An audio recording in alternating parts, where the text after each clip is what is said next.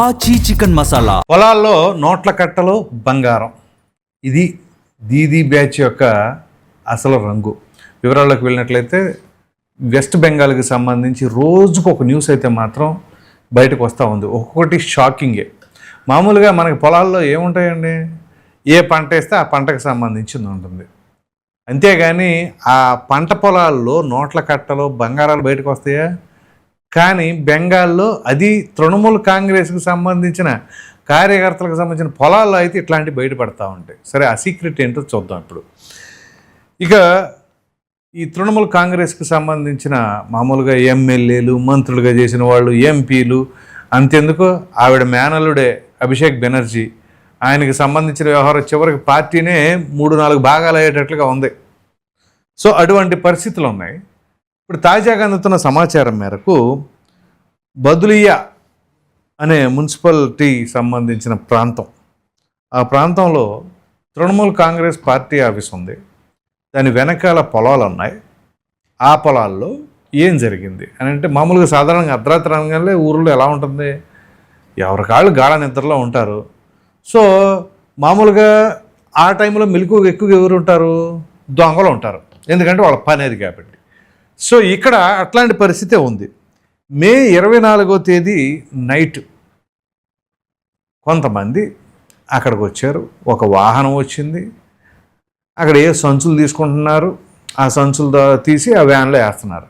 ఏం జరుగుతుంది ఏంటి, ఎవరో ఒకళ్ళు ఉంటారు ఊర్లో, ఏదో నిద్రపట్టకో పొద్దుపోకో అట్లా ఉంటారు కదా, ఎవరికంటో పడింది అది.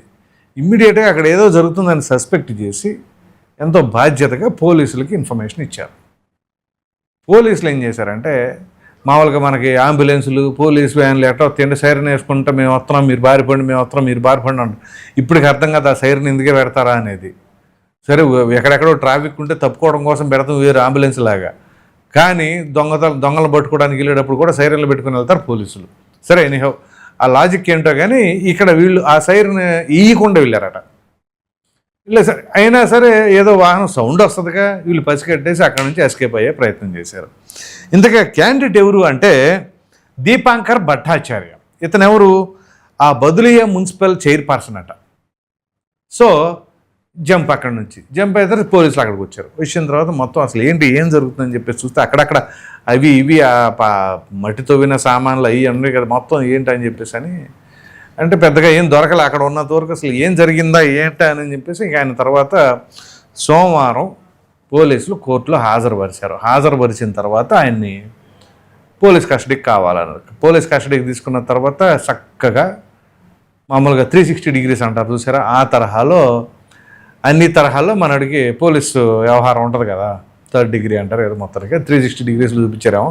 మొత్తానికి ఇన్ఫర్మేషన్ బయట పెట్టాడు. ఏంటి అని అంటే మళ్ళీ అక్కడికి వెళ్ళి మొత్తం తవ్వితే అసలు ఇంకా మామూలుగా ఆ నైటు అక్కడ దొరికిన వరకే చెక్ చేస్తానే ఉండి, తవ్వుతానే ఉండి, లెక్కేస్తానే ఉండారు. ఏంటి అంటే ఇది పరిస్థితి. మొత్తం మీద ఆ మెషిన్లు అంటే కౌంటింగ్ మెషిన్స్ ఇవన్నీ తీసుకొచ్చి లెక్కేస్తే మామూలుగా 2,24,00,000 రూపాయలు. ఇవి కాకుండా బంగారం, ఇదంతా ఒక ఎత్తు. అవి కాకుండా ఇంకా ఏంటి అంటే ఆ ప్రక్కనే ఒక కంప్యూటర్ ట్రైనింగ్ సెంటర్ ఉందంట. ఆ కంప్యూటర్ ట్రైనింగ్ సెంటర్ కూడా ఇతనే నడిపిస్తూ ఉంటారట, అంటే ఈయన ఫండ్స్ ద్వారా ఎట్లాగో. అక్కడికి వెళ్ళి చెక్ చేస్తే అక్కడ డబ్బు దొరికింది. అలాగే ఆ టీఎంసీ ఆఫీస్కి, ఆ టీఎంసీ ఆఫీస్లో ఒక 80 లక్షల రూపాయలు దొరికినాయట.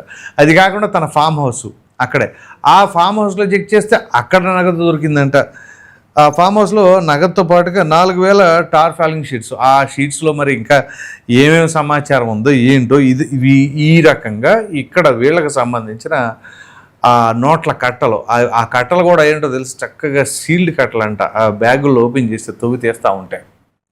సో అసలు ఏం చేశారు వీళ్ళు అంటే, డబ్బులు ఎక్కడ దాచుకోవాలో కూడా తెలియక పొలాల్లో మట్టిల్లో కప్పెట్టేసి బంగారాలు కూడా ఆ రకంగా చేశారంటే ఇది ఒక అవినీతి సామ్రాజ్యం, కేర్ ఆఫ్ అడ్రస్. సో ఒక మున్సిపల్ చైర్పర్సన్ వ్యక్తి ఇది ఇప్పుడు మనకు దొరికింది ఇక్కడ.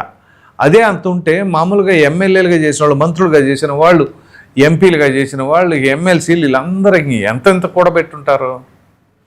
సో ఆ బెంగాల్లో ఎంతోమంది తినడానికి తిండి లేక, చేసుకోవడానికి పనులు లేక వలసలు వస్తూ ఉంటారు.